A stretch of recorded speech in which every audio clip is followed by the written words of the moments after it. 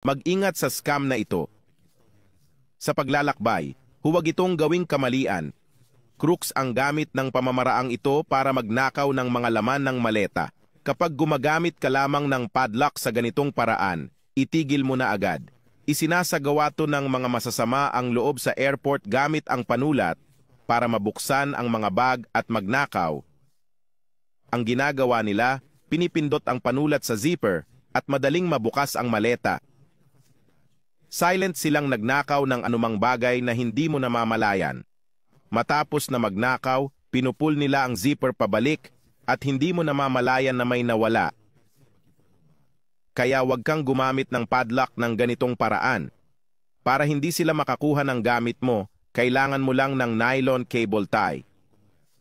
Ilipat ang zipper at i-attach sa strap. Pag ginawa mo ito, maiiwasan mo na makuha ng mga magnanakaw ang mga gamit mo dahil hindi na nila maibabalik ang maleta. Kung ninakaw man nila ang iyong mga gamit, ma-verify mong nabuksan ang iyong maleta spontaneous na magreklamo sa service counters, mananagot ang airline o bus company sa mga nakawan sa mga gamit. May tip para iwas scam, ay film ang interior ng maleta at mga item sa loob.